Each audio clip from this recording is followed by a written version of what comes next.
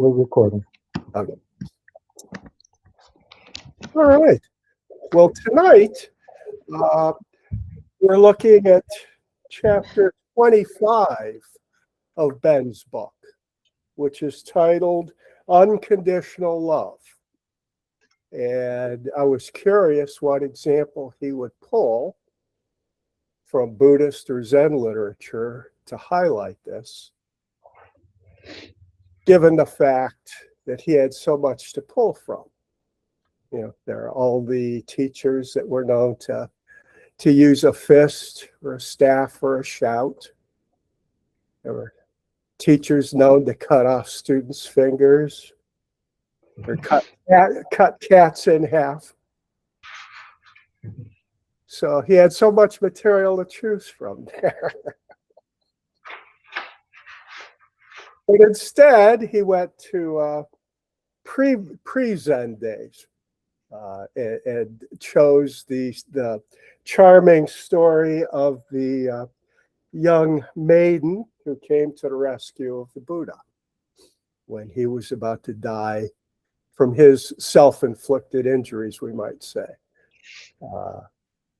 And the first thing that called to my mind was that I think this is an area of unconditional love where Christianity certainly has the better stories. I mean, my own favorite story, and I give credit where it's due. I mean, if another religion just beats our butt in an area, I want to acknowledge it, and kudos to them. But I think everybody's familiar with the story of the Good Samaritan. So when I hear a religious example of unconditional love, even though I've been practicing Zen for about 30 years now, I don't look at Zen. I'll be honest with you. I go to the Good Samaritan. I say that nails it on a few different levels. I mean, just for those of you that have been gone from Christianity for so long, that it's such a distant memory. I would have caused myself to have a coughing fit. I have to be careful. But I even used, not by request, but it popped up anyway. So I'm going to give you the AI overview of this. A Jewish man is attacked, stripped, and left for dead on the road to Jericho. A Jewish priest and a Levite pass by without helping. And I remember, John probably remembers the details, I don't, but there was, in a contemporary university, the psychology department did a similar experiment about students going past somebody who was in a state of distress. I forget what it was. And, you know, this fable plays out very well in our world as well. There have been other stories where women are attacked in broad daylight and nobody steps forward. So this practice of unconditional love is a high bar that we still struggle to meet, just to put it in a contemporary light. So after the Jewish priest and the Levite passed by without helping, now a Samaritan, who's a member of a group often disliked by Jews, shows compassion, treats the man's wounds, and pays for his care at an inn, above and beyond, not based on any personal relationship, not based on causes and conditions, other than the fact that here's a fellow human being who needs help, and he lends it to the best of his ability. So that, I think, nails unconditional love. So I offer that as my own preface to the chapter. It resonates much more deeply for me than the Buddhist story of Sujata and Gautama.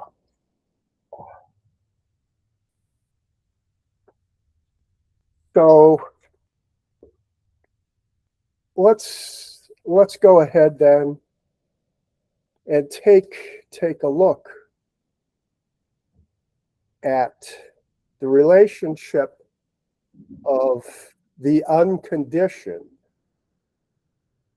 to the capacity to promote well-being, to practice love in an unconditioned way, the way the Good Samaritan did.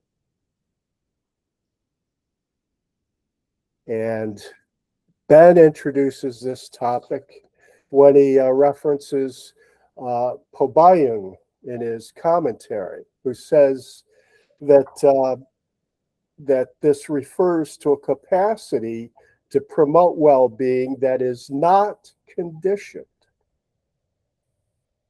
And there are aspects, of course, that are conditioned, but as we'll see, the unconditioned aspect runs through the conditioned, as we would expect for students of Sandokai and Dongshan, that we don't encounter them individually in isolation. They're always combined. So the unconditioned, just like shunyata appears in form, the unconditioned appears in the conditioned. So if we use this story of Sujata and Gautama, Sujata's ability to help was conditioned on things like her access to milk rice pudding. If there was no milk rice pudding to be had, then despite her best intentions, there wouldn't have been any that she could have brought to Shakyamuni. And it also was conditioned on her own well-being. She apparently was in good health that day, not suffering from allergies or asthma or any of the afflictions that are known to visit us from time to time. So she was out doing her normal things. But yet, this being non-conditioned, and this is where it comes through a little sharper with the Good Samaritan, because the Good Samaritan was generally treated very poorly, with disrespect by the people that he was, by the person that he was helping in the land where the help was being rendered. So of all those who walked by this injured man, the Samaritan had the most reason, because of causes and conditions, to just keep on walking. And if he was a believer in karma, he could have chalked it up to karma. That's the way the karma register had been generated, and he was just following that accounting book, because they had been treated so poorly. They didn't have any debts that they owed. So in a sense, you might say that this unconditioned aspect is setting aside those kinds of concerns.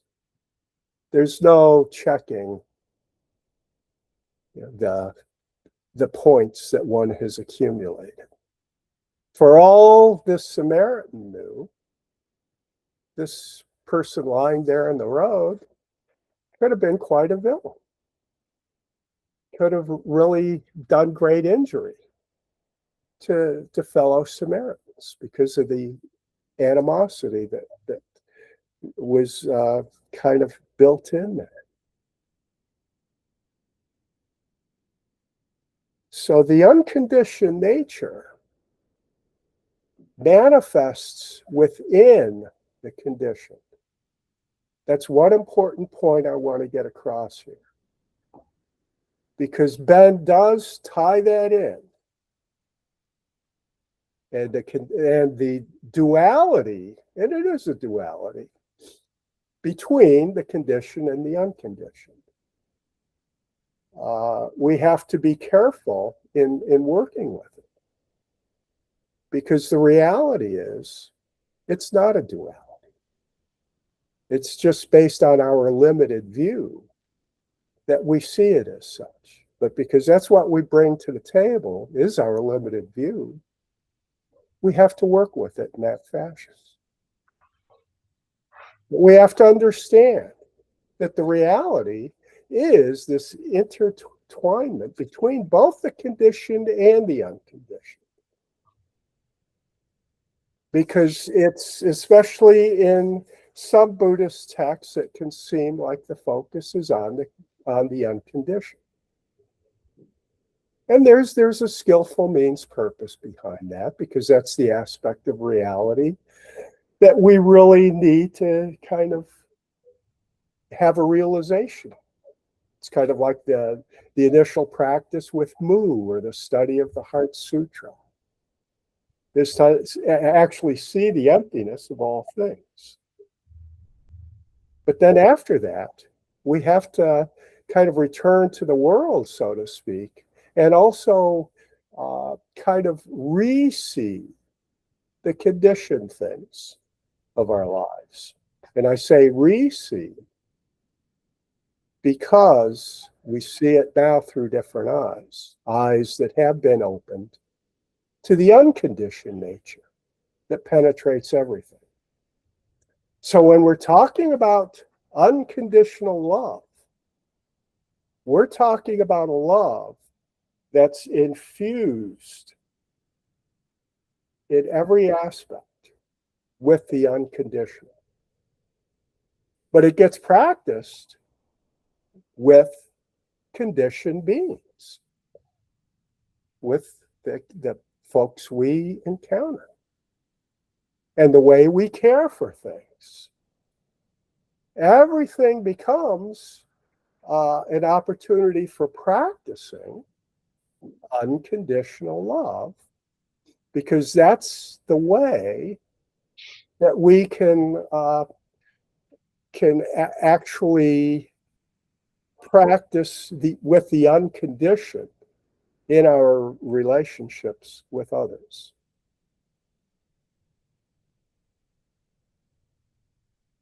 So there's this intimacy, the sense of oneness that we feel, not just in the deepest relationships, but even with more casual relationships, people we don't even know prior to an encounter. And we've all had that experience of, after a brief exchange with someone, you feel like there really was some sort of deeper communication there, rather than just a communication that served to exchange information or something, or to secure some good, or whatever the case might have been. So on any level, with our loved ones or with people we don't even know, we can practice in this fashion.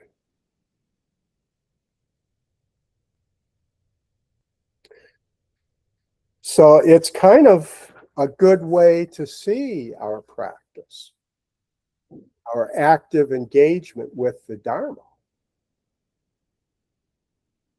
as, and here we can borrow from Christianity once again, since they made love kind of the centerpiece of Jesus' teachings.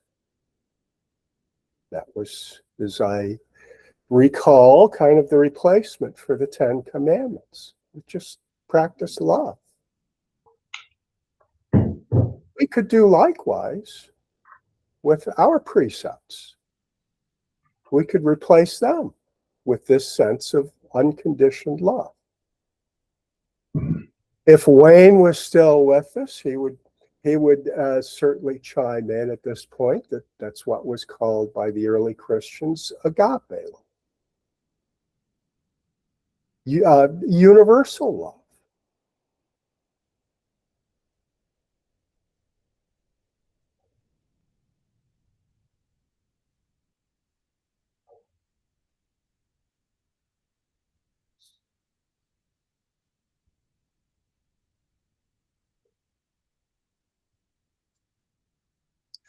So Ben also talks in terms of skillful means in this chapter, in terms of whether they're conditioned skillful means or unconditioned skillful means. And it gets a little tricky here because we get into this dualistic way of looking at skillful means. And it's easy to kind of pull back and go, whoa, wait a minute.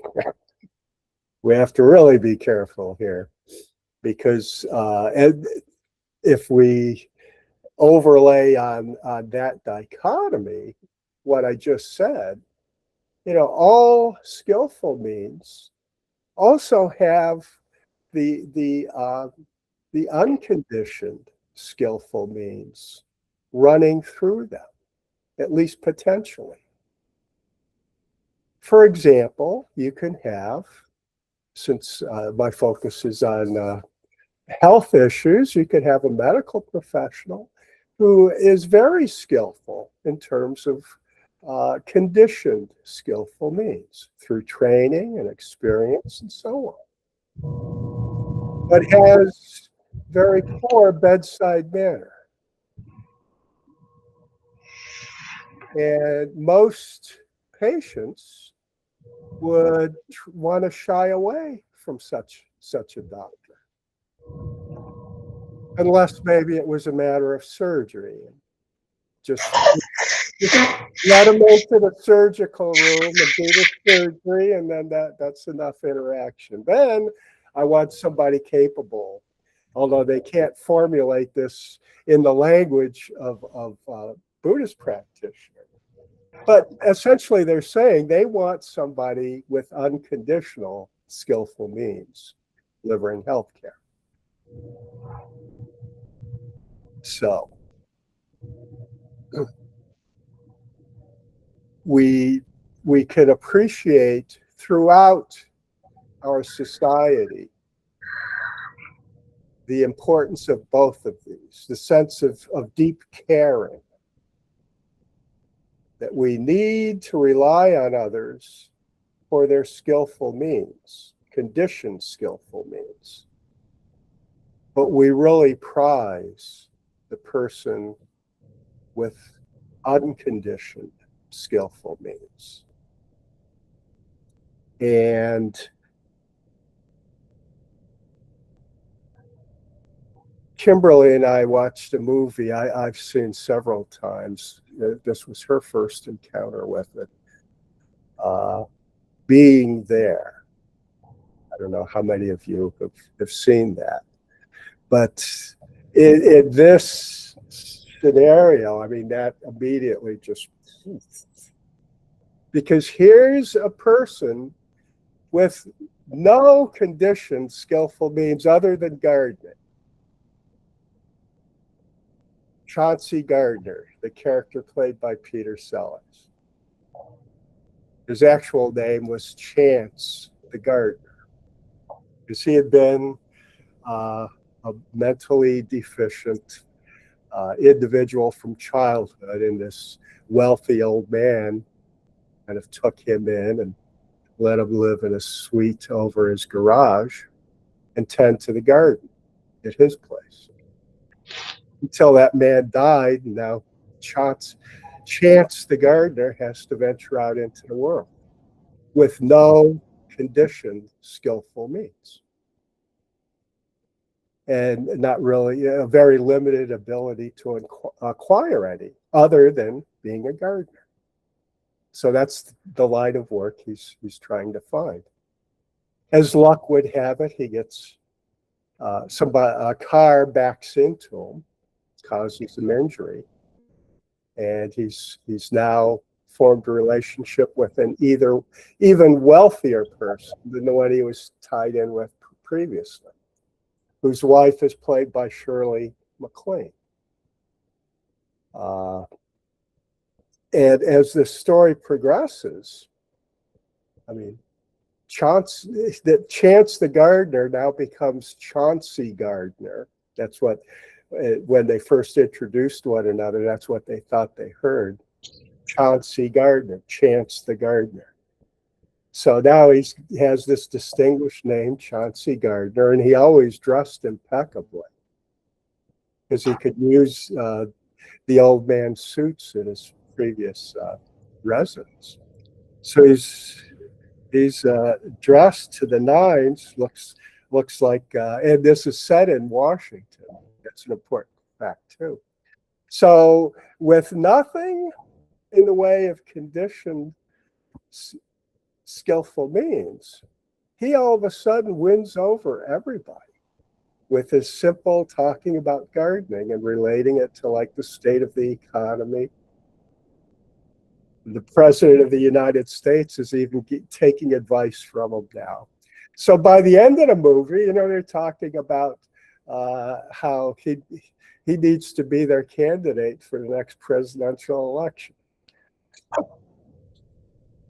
So he goes just from this standpoint, and in the movie, as Kimberly commented the next morning, she's going, "Wow, that could be taken on so many different levels." And it can, because the media figures very strongly in it, because he's always watching TV. One of his great lines is, "I like to watch." That generates a few famous scenes. But at any rate, he just, that the role of simplicity is one of the levels upon which we can take that film. Is that just simplicity and the way he would talk was coming in a real sense in an unconditioned way. This was just unconditioned as deeply authentic, not contrived to win people.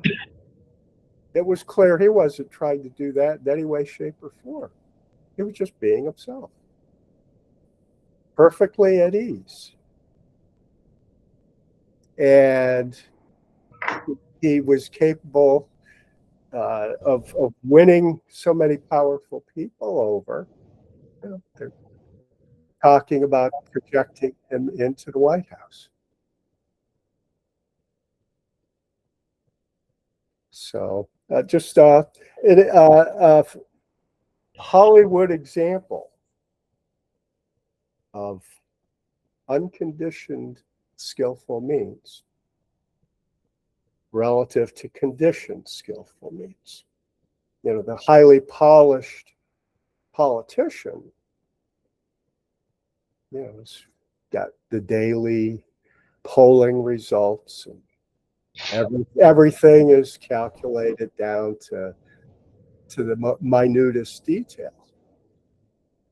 Very skillful, very conditioned towards one end, to win an office and either move from that to a higher office or at least maintain the office you're in. Pure and simple. End of story. So just a neat modern day example, I thought, of this interplay between conditioned and unconditioned skillful means. So by being our authentic self and deeply caring, loving individual, we can practice very skillfully in the world, but without any causes and conditions tied in that we're trying to achieve. This is kind of the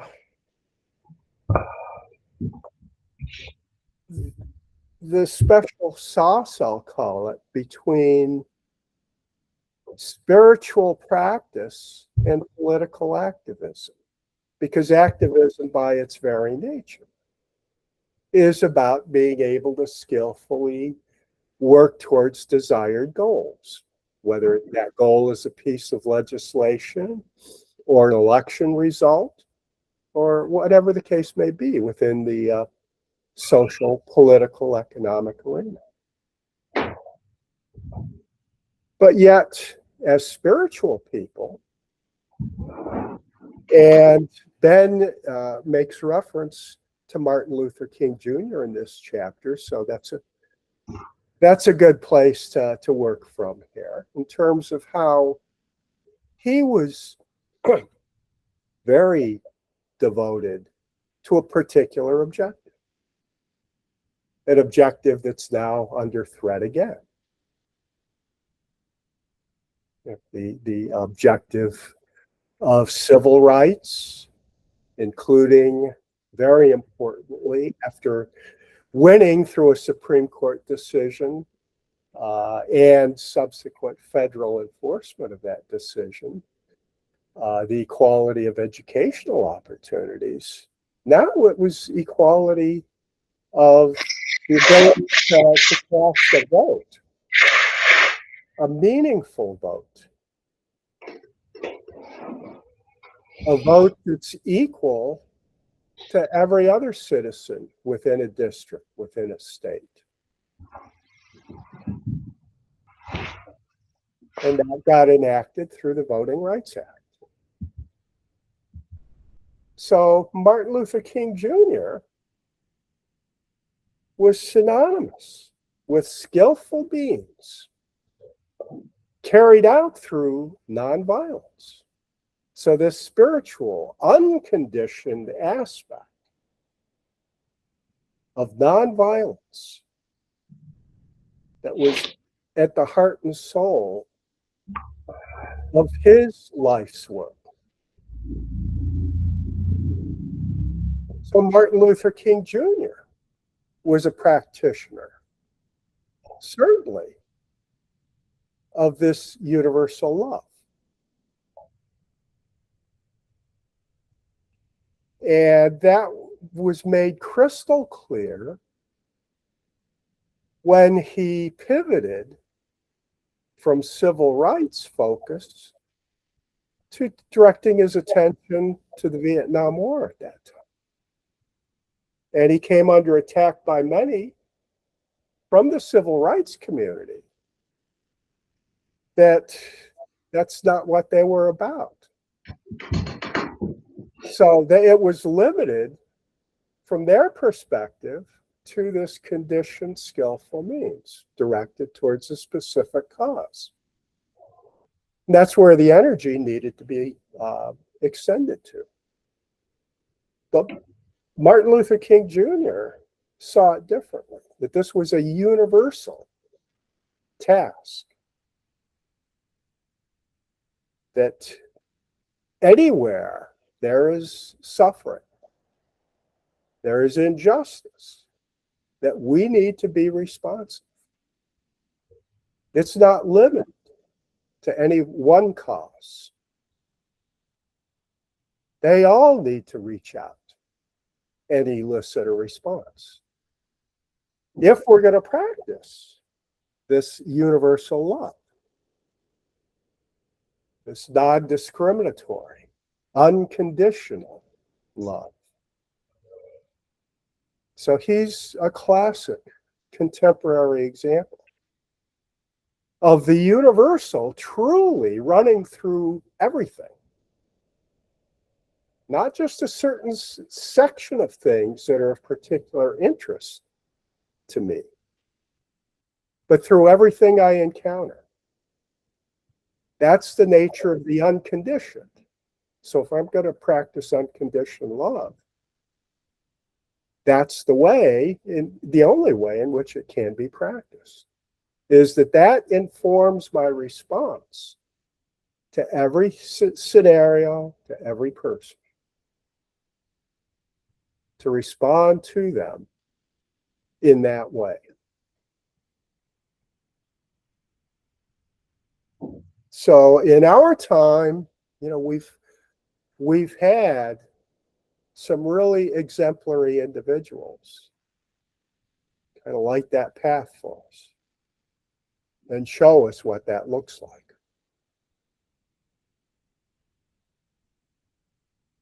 And thankfully, it's not limited to the Buddhist realm. Not at all. So we can learn a great deal from these other spiritual figures, practicing that universal aspect.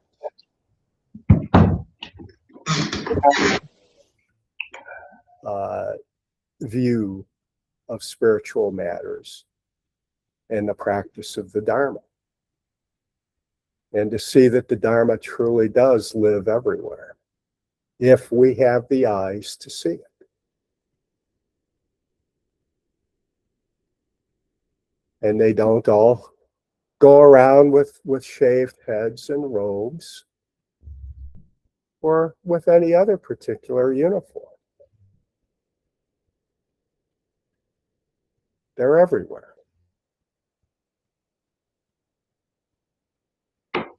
And that's what makes them unconditioned.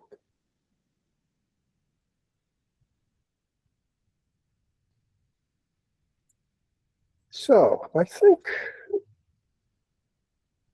that's probably the most important points that I wanted to get across. But I'm ready to respond to any other questions you might have from this chapter, or would love to hear any other comments you have about this.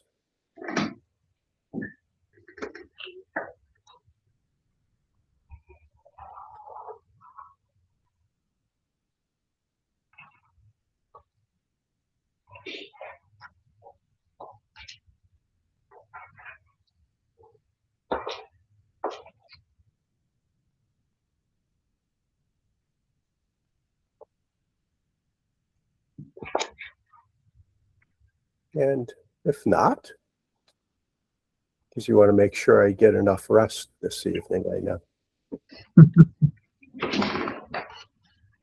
No, I appreciate that.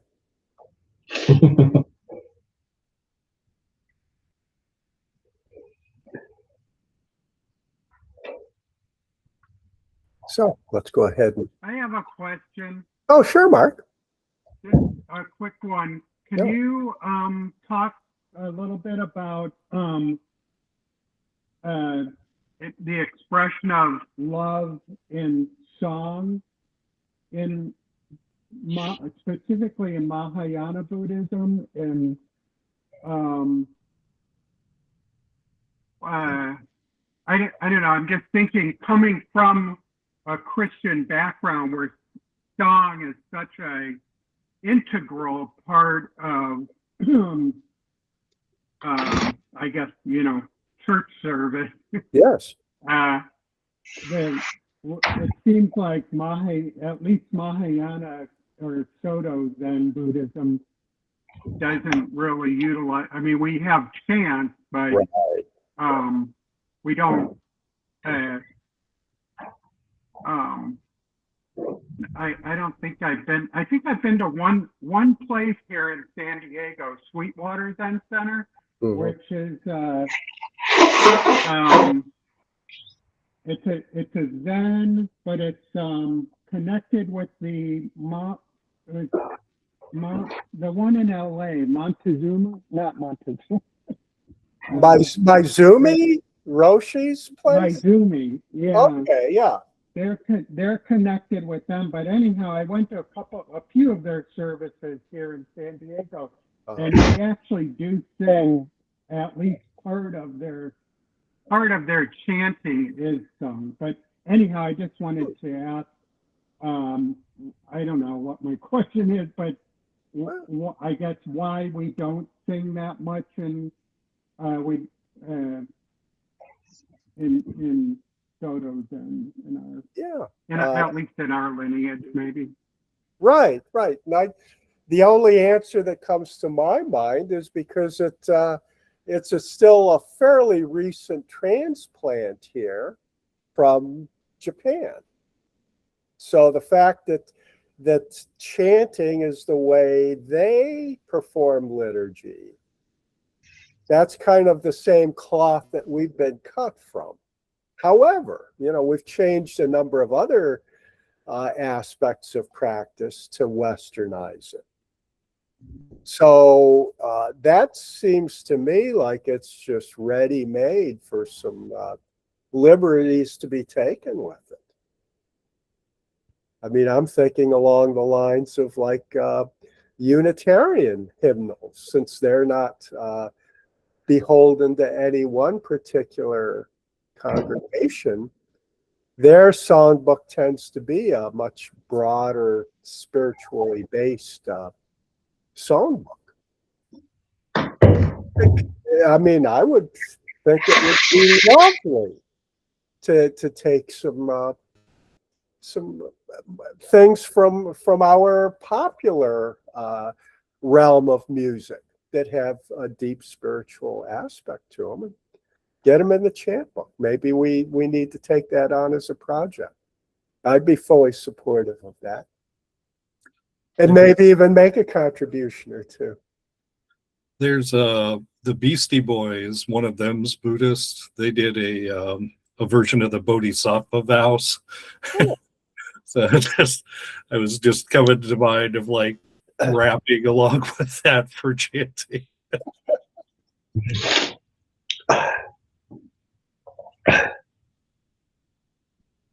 Yeah, and I'm even thinking beyond that sort of thing, just not being a particularly Buddhist piece, but just something deeply spiritual. Yeah, I was just thinking things that have crossed over. True.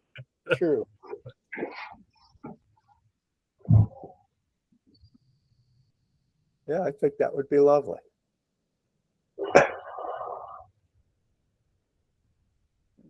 Thank you. Mm-hmm.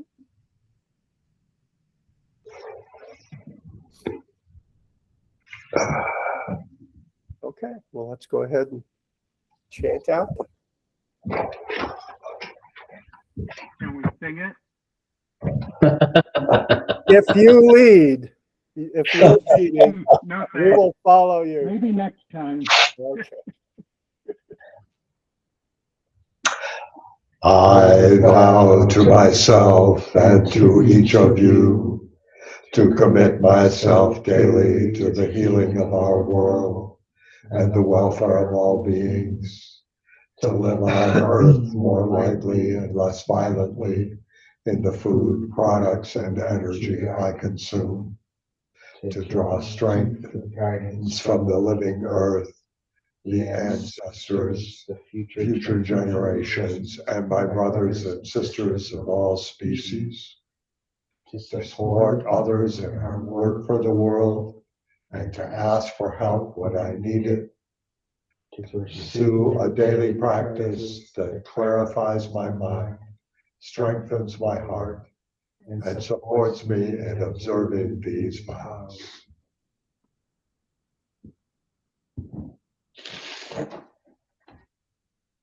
All right.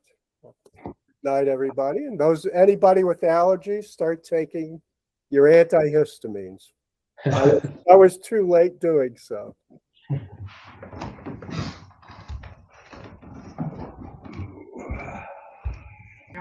Feel better.